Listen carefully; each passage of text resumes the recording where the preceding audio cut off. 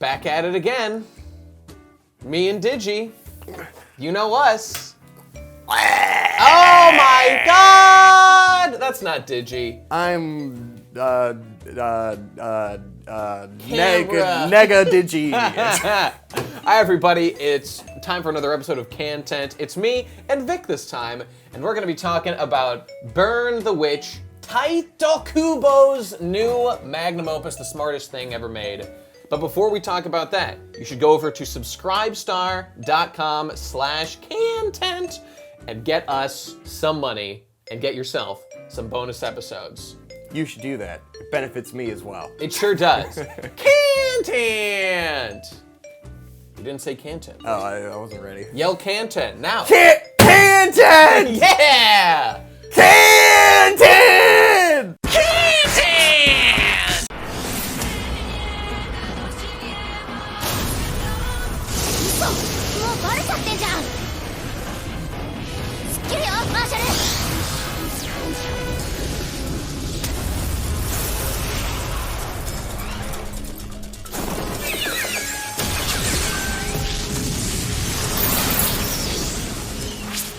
So we just finished watching Burn the Witch. As we said, it was a manga one-shot, I believe in Shonen Jump, by Bleach creator Tite Kubo. Yeah. I always say it's like Tite or Tite, T-I-T-E. It's Taito, and I think it's actually Japanese. So tight. I've been having problems with it for Taito. decades. It's very tight. Taito. Speaking of tight, his character designs are always bringing the boys to the yard. Can't say much for the plot, which I think spills out here. What'd you think, Vic? What'd you think of Burn the Witch? It's tricky. It's one of those where it's like, anytime you watch something and I'm like, oh no, I don't love it. Here we go.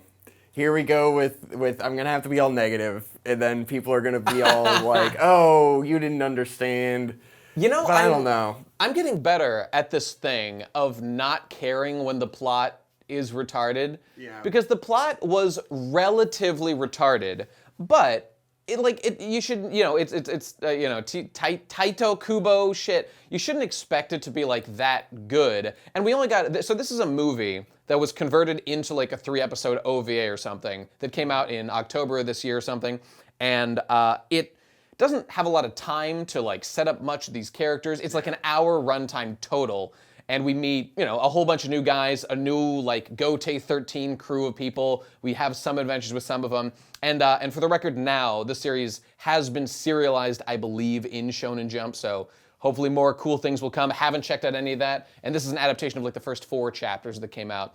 So things are a little truncated. But all that is to say that, just like with Bleach, you're making a mistake to care too much about, like, wait, how does like the soul resurrection system work, and like the Reiatsu of these guys, and how exactly are they doing this? It's not about that. It's that Tite Kubo woke up one day and said, Bleach got canned. I need to make more hot characters that people can cosplay at Anime Boston.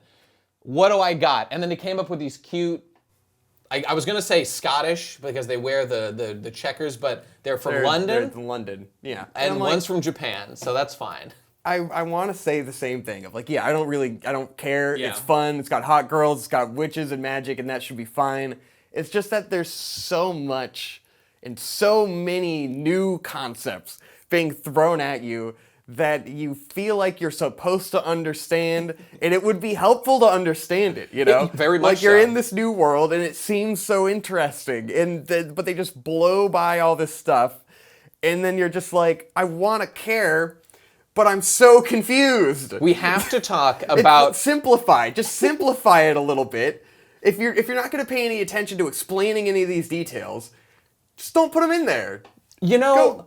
Take it back. I think that somebody like Kubo writes in a way that, I mean, I think this is very typical of lots of shonen manga creators. They lead with their fun, interesting ideas and attractive character designs, especially for Kubo.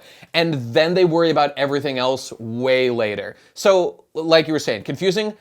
What is reverse London? Yeah. What is reverse London? We still don't know, and that's the premise of this entire series, basically. Yeah. Well, it's like they explain it at the beginning in 1 or 2 lines. I was trying to pay attention. Like, fast as hell. They give you one visual representation of like real London, and then reverse London has like trees. There's more trees. Can you explain that to me in any better detail? Because I don't get it. That's all I remember. It's like they showed a wide of London, and then they were talking about reverse London, and it like faded reverse London over it, and there were more trees. And that's a bit, like, maybe I could put it on the screen and show like this is what it was. But like that's what I processed, was that there's a London and there's a reverse London and there's more trees in reverse London. And so okay, so the premise, just to step back one step, is this is a magical world with witches and wizards and dragons, but we'll get to the dragons in a little bit. And there's a clear dividing line. It seems somewhat Harry Potter rules. Yeah. There's not supposed to be crossover of like the magical world with like the Muggle world, basically. Yeah. And Panty and Stocking here are 2 of the agents like tasked with enforcing that. And quite a bit of focus is put on how, legally speaking, they need to like protect that order. That's the thing. It's like it would be fine to not explain or go in too much depth of this stuff if it didn't really have that much bearings on like the moment-to-moment plot. But the moment-to-moment plot is all about the dragons and the legal system and the world and reverse London and all this stuff, and they're talking about it constantly. So when you don't understand the mechanics of how the fuck this stuff works, it gets a little bit confusing. When you see things like giant explosions and dragons rampaging in towns, questions like, is reverse London in the same physical space as forward London or not? Because I do not know. I don't think it is. Like it can't be. In episode 1, it felt like that was the idea, because they were like, oh, normal people can't see dragons or whatever, and dragons are responsible for 70% of all deaths. Well, there was statistic thrown out.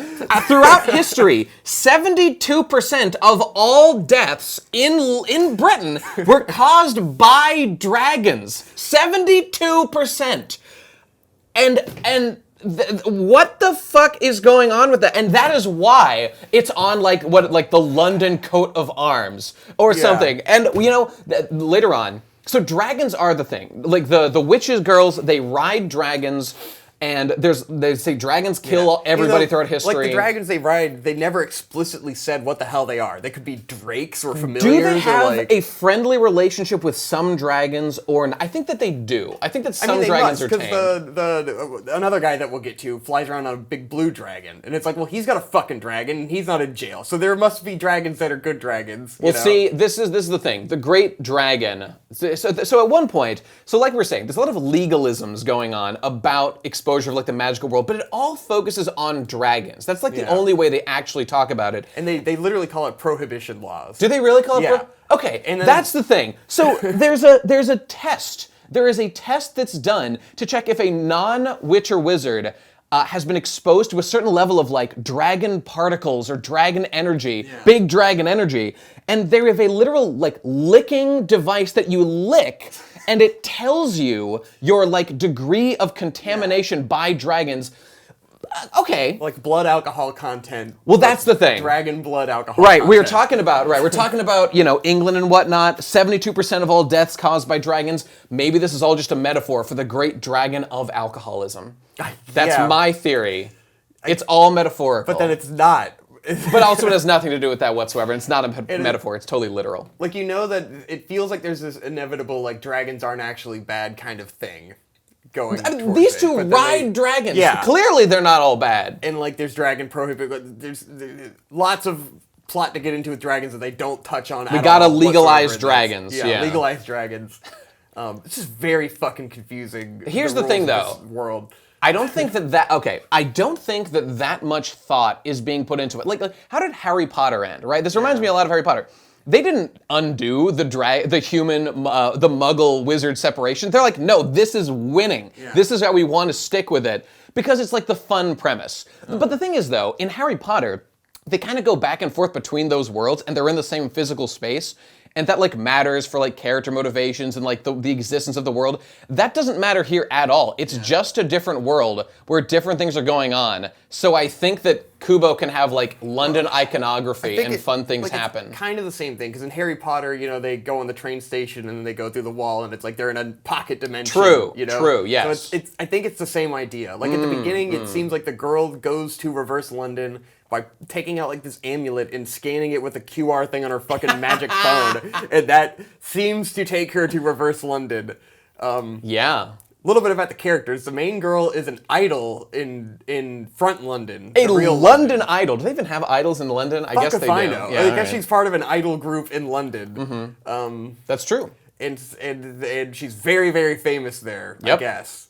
So she's both a full-time model and like a legendary witch, murderer for, what's the company called? Wingbind HQ.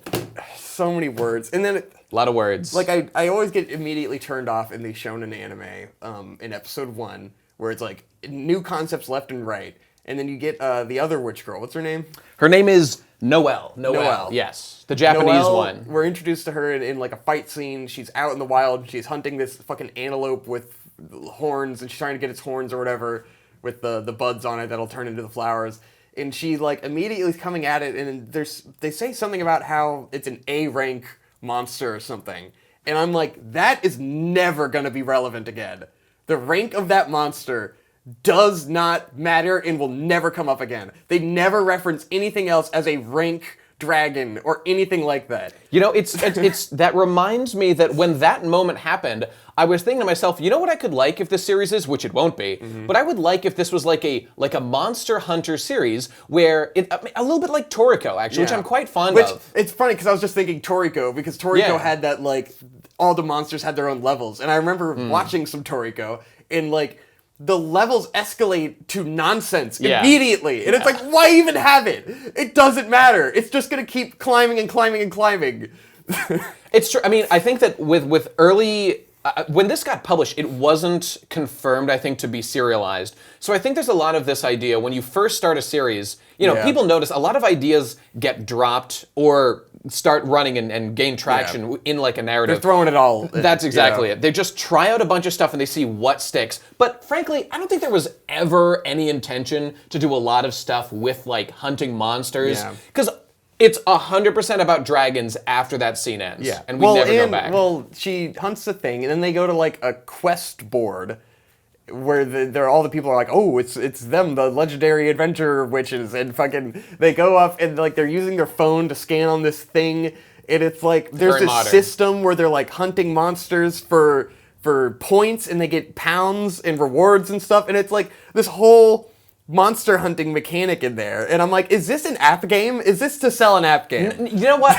In this case, I think that Kubo's just writing what he knows. Yeah. App games are the thing now, and it just makes sense to use whatever the modern system would be, which, they've gamified hunting magical beasts and stuff, and like, I guess. Episode 1 only, really. It doesn't come up again after that. No. There's like all these like phone game monster hunting mechanics. Well, that's it's totally very true. phone-centric. There's a lot of phone. That's true. It does. This is actually why I'm wondering if maybe the series will expand a little bit and do more of that. Because they do constantly, actually a lot like Panty and Stocking, they go out, they slay, what are they, ghosts or whatever, and they get coins at the end. Yeah.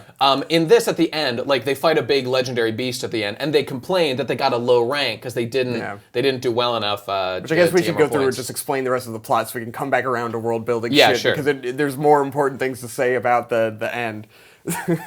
Yeah, so... in regards to how the fuck all this works. So, as we said, there are two worlds. They're separated. One's magical, one's not. The magical world, Reverse London, has dragons. Dragons are the main threat, and witches fight against the dragons. And there's an institution that does so, this Wingbind, and we've got two agents here doing that. Okay, the narrative then focuses around this one guy, Balgo, who looks like Ichigo, who is a dragon-clad, which just means he's just a guy who was born and he attracts dragons. That's it. Okay, I was confused on what the hell that meant. I thought it just meant that he had been in contact with the dragon too long. Well, there's... or whatever. Maybe. I think he says later on he was just always this way since birth. But it seems a little bit more than that, because like his dog, Osushi or whatever, when it seems like he's imbuing big dragon energy into the dog, which grows big wings off of it or something.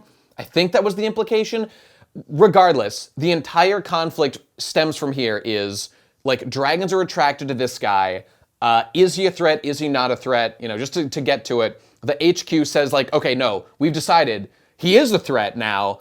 So we're literally ordering an execution on this guy. and they send out their agents to do it, and then they just fight about it for a while. Yeah. Should they kill him? Should they not? The other friend, Mary or Marcy or whatever, gets involved. A friend of, what's her name? Ninny, main character girl. Yeah. And then they just fight dragons for a while, which is fine. Because it's like, what's her name? The friend of the idol is from the human world, and she's part of the idol group. And then she had found a dragon and nursed it to health. And so she has come in contact with the dragon. That's a felony. They say it's a felony, yeah. Consequences, it's very muddled. They say execution early on, but I feel like they really retreat from that. Yeah, because then they start fighting Tavros.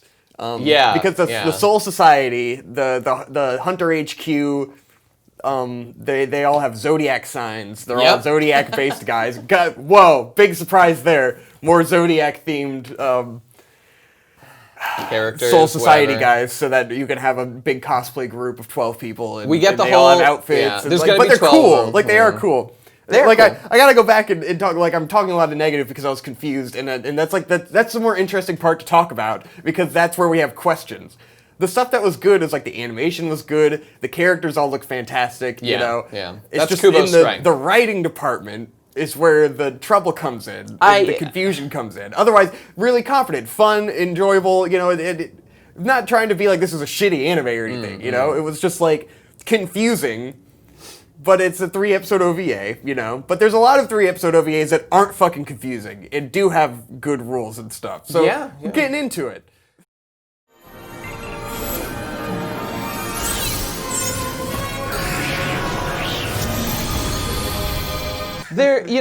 My expectations for anime, I think in a healthy way, have gone down quite a bit. Yeah. But I think that's good, because I understand what I'm in for most of the time, and I'm not expecting a totally coherent narrative world here. And maybe this is damning with faint praise, but watching this, I was asking, we were shouting a lot, we were like, what's going on? How is this happening? What is Reverse London? But I kind of do that just for fun. I'm aware that like, it really doesn't weigh on me that much. Like no one's having this define like their understanding of the world or like their childhood or anything like that. This is just pretty fun, and mostly it's moment to moment watching characters. I'm not even giving the praise that like the characters themselves were very fun or interesting or well written. None of that is true, but the animation and the things that they're doing did carry this project significantly. Yeah. Although they're great character designs. That's what he's always been the best at, is character designs. All the characters look fantastic. Yep. They're hot, they're cool. You know, the characters who are hot, and the characters who are cool are fucking cool. And Kubo finally has what he's always wanted, a character who is literally a model in the narrative, who he can have doing fancy outfits and all kinds of stuff. So Kubo's really intersected his two worlds of fashion and manga in a satisfying way. Like I love Tavros's powers, where he puts on like a skull bandana gas mask. He goes full Sans Undertale. Yeah, he goes full Sans Undertale. And then he uses spray paint that just paints magic circles in the sky and shit to do like summoning sigils, and like that's fucking cool. Yeah, I love that. See, that's super cool, unique, modern take on like doing that kind of thing. That's a good example. Does that mean anything? Does that even inform the character in like a meaningful way? No, but it's stylish and cool, and I liked seeing it happen on the screen. So on all those levels, it was a success. Like, do I care about the narrative going from here? No, not really. I like the characters and I want to see them like do well, I guess. And, well, okay, they do introduce at the end, like, the 7 mythical dragons. That was the climax. I wish we had wrote their names down. Did you write their names down? Oh, well, there was first of all, the one we see is Cinderella, is the main one they fight. There's like Bubbly, there's like Alice in Wonderland, Bubbles. One was called Bubbles. Golden Axe. Golden Axe. The video game? Or is that like based on something? I don't know. Did you lose a golden axe? Or was it the silver axe? Did you lose a golden axe? Or was it a silver axe? What? Neither one? Let's see. Then is it this? Till next time, goodbye. Maybe that's what it's about. They were just the names of a bunch of fairy tales that clearly is going to be Well, this is the other thing, that fairy tales are like the metaphorical focus, or like they're the witches, magic, and fairy tales are like the three things they've decided to stick to, and I guess zodiac signs too for the Gote 13 equivalent or whatever. And it's just fun to reflect. Is it going to mean anything?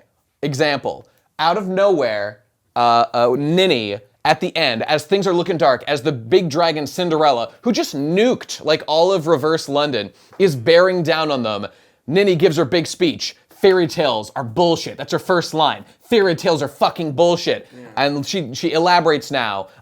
You gotta depend on yourself. No one's gonna save you. You gotta work hard and overcome. Meanwhile, this had basically nothing to do with the events going on. Yes, it was relative. It was related to like the personality of Marcy or whatever. But there's a giant dragon about to nuke you and all your friends. Now's not the time for an inspirational speech about what you can do on your own, because your friend is powerless. Just go fight the dragon. But then it's undercut because they literally get rescued by a dude who snipes the Cinderella dragon from far away and literally saves them. And I'm wondering, that's so on the nose. Is that an intentional subversion of her point to say that, like fairy tales, sometimes they do come true? I don't know, and I don't think it's even fair to give Kubo enough credit to think that that was like intentional. I think I'm overthinking it. Two things on that. Yeah. Because it's one, classic shonen shit of like, this is one of the 7 mythical dragons that's been here. It's a spawn of the Dark Dragon, and it's been here since the beginning of Reverse London. It's a big bad. It's fucking shit up. And then some guy can snipe it from 300, from a mile away with his fucking finger through the glass and just wreck it. That character seems to have been set up to look incompetent, but I think they say he's the son of the legendary warrior. And it's one of those like, but this guy is clearly mega fucking powerful and could just fuck up any of these dragons. So what's the greater threat that's gonna fuck up that guy, and how do our heroes end up escalating their power to the point where anything meaningful and dramatic can happen, The power system is already very... See, we're not starting off with like in Bleach, apt comparison. Ichigo knows nothing and starts off on the very base level and works his way up. We see him earn every power. These characters already have tons of like keto blasts and all kinds of spells. So like, it's tough for us to kind of just jump in and insert ourselves to like watch them grow and progress, because we don't understand what progression looks like for a witch in this world. Which I think comes from this being like one-shot syndrome. Kubo, he inserts us here not as like a coming-of-age tale of a bunch of characters. It's like, no, just jump in this world with these beautiful, fancy characters and just enjoy the ride and like don't have too high expectations for it, which is fine moment to moment. And like seeing it converted into a beautiful movie like this by, Studio Colorido, who I've never heard of before, they did a great job. But like, does it have legs? Like, there's right now a 0.0% chance this is anywhere near as successful as Bleach because it doesn't have those kind of like shonen hooks. You'd have to that go pull back. You along. Like, they have to take this concept and go back to the beginning and retell it with character development and like shit going on. Like, even in the terms of a one-shot, like he's got the narrative framing of the fairy tale shit, which is like, fine, it should say something about the character. Like, you started and ended with this. Like, the first words of it are her talking about fairy tales are bullshit. Right, like, right. A logical, like, tight one-shot plot arc would have been about her and her friend. Her friend believes in fairy tales, and she has to, like, come to the realization that, like, the world is hard or whatever. Like, that's the narrative framework you set up when you start with fairy tales are bullshit. And then you conclude with fairy tales are bullshit.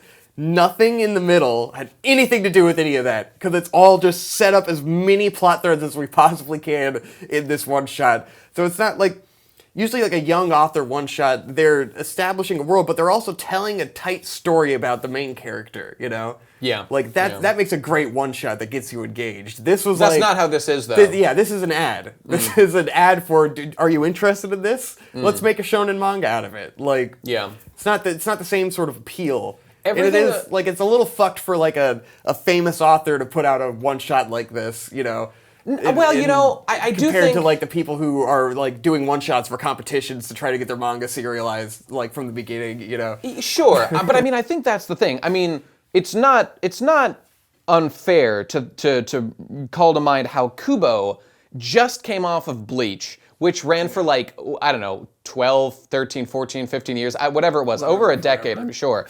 Like, that's unusual. Like, Bleach was one of the big three. It was amazingly popular, right up there with Naruto and One Piece for a long time.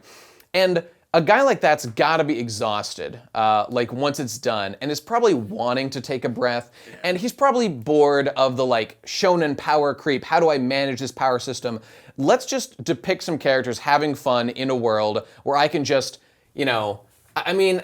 It's like a repressed creativity explosion. But of, like, being stuck in one direction for so long that he's just like, I'm gonna fucking just unleash ideas because I'm having fun. Like, I can see that appeal. That's true, but I frankly think even that's giving it a little too much credit, because it's not like this is the most creative thing I've ever seen. Because let's not forget, at the end, there is the reveal that all of this is the West Soul Society branch. It's canon to Bleach, guys! And I was almost gonna give him credit as like, oh, you know, at least it's not like Boruto or something where it's like, oh, he finishes manga and then he's just gonna go and do the same shit again. He's gonna do Dragon Ball Super or whatever and just, well, I'll just cash in on the thing I have forever because I can't make another successful manga. At least it's new, but then it also ties into Bleach. Well, in ways that don't make any fucking sense. That's the thing. How does this work? Okay, Bleach had the normal world, Hueco Mundo, there was a Quincy world, there's all this shit. Quincy world. What is Reverse London? What is it? Where is it? And seriously, what does any of this have to do with Soul Society? And like, how are they a branch of Soul Society, which is not about fighting dragons? Dragons were never mentioned in Bleach, not one time. Yeah. How is there a branch? Is it just an Easter egg? Am I not supposed to think about it too much? I think it's just bullshit. That's fine. That's fine. Because like they put up the sign and then it gets blown up and stuff. Which felt intentional. That felt like a joke. It felt like fuck you. And I appreciate that. Yeah. There's a little thing in there, blows it up. So maybe Rukia will show up one day. Maybe Ichigo's around the corner doing something.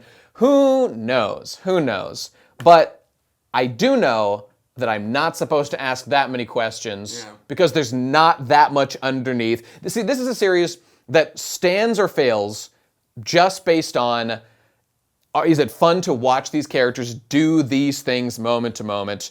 And the thing is, the best series have that, and they have a narrative carrying you along, and I think this is lacking that right now. But, you know, there's a bunch more manga chapters out now. Maybe it's improved since then. I wouldn't know. This was fun to watch, so that's cool. I was glad to do so. Yeah. Any closing thoughts? It was tight. It was tight, wasn't it? It's a turn your brain off anime, you know. Dime a dozen, but aesthetically fun. I like witches and stuff. And that's cool. So, yeah, solid. It was solid. I guess I would give it... you know? It's not going to waste your time too much. Yeah, I'd give it a thumbs up. I would say watch it because it was a lot of fun. Just know to not expect a lot of character development or complex emotional undercurrents or narratives going on beneath the surface. Will they kill the dragon guy? Will they save the dragon guy? We've established a team. We're getting new characters who are charming and fun to watch do things. If this gets, you know, turned into like a long-running anime as opposed to being like one beautiful little OVA that was like beautiful to marvel at, although there were those times that I said like, this feels like a manga adaptation because this part sucks. Yeah. But then like the next scene is like a beautifully animated like dragon soaring thing. You're like, oh Christ, I can't be that mad that this is happening too. So it's worth watching. It is good. But have low expectations for your brain. If you're looking for a couple new waifus to post on 4chan and draw and stuff. Noelle here is a winner. Yeah. I prefer girls with a little more energy in their eyes. A little bit of gay stuff. Oh, and a little bit of gay stuff. And what was with the, at the end, Noelle, who has been clearly the target of the affection of Balgo, the Ichigo guy the whole time. Yeah. There's just a scene at the end of the last part of the OVA where she just like runs to him, grabs his shirt, and has a very romantic like scene as I mean, he would be like, ooga booga, ooh, ooga, the girls. But he handles it very like maturely. Which I don't understand, because he hasn't acted like that up to this point. Bizarre. She grabs him and she says like, something wonderful just happened. What happened? They don't clarify. I don't know why she ran to him. And then they just fucking ended on the big joke of the little dog gets big dragon energy and says, I want to see your panties again. Dumb. Dumb. Bait, you know. It's the end of the OVA, throw some stuff in there. I just don't understand why that was even included, why she ran to him and, like, grabbed him. Literally what happened. Is she pregnant with his dragon child? Better read the manga and find out. You better read the manga. Do you want to know where the relationship goes? Go read that shit. Go read it. I'm dying to find out. All right. All right. That's it, everybody. Thanks for watching this little coverage of Burn the Witch by the tightest Kubo in the land. Yeah. We've got bonus episodes available for $10 on our Subscribe Star, and the most recent one, here's a little secret, Urusei Yatsura 2. I think it's out now, so go check it out. The Beautiful Dreamer. Man. It's a Go great check out time. my shit. Go to youtube.com, Vic and Hope. I got Vic and Hope. It's my channel where I make videos and reviews with my actual wife. We're actually married legally. It's not a meme. It's legally binding. We're actually legally bound, and you can watch our recent review. We watched Blood of Zeus on Netflix, and man, I have opinions about that. Yeah. Man, I got all kinds of opinions. Go check them out. You guys talked about, what is it, Japan Sinks that people care about hearing about? That was a bunch of fun. Check out Japan Sinks, anime done quick. Japan Sinks, very funny. Fuck Japan Sinks. Come yell at me in the comments. Yeah, do it. And hey, tell us what you think about Vic here on this episode of KHANTEHNT. KHANTEHNT. And we'll have him back soon. See you next time, everybody. Bye.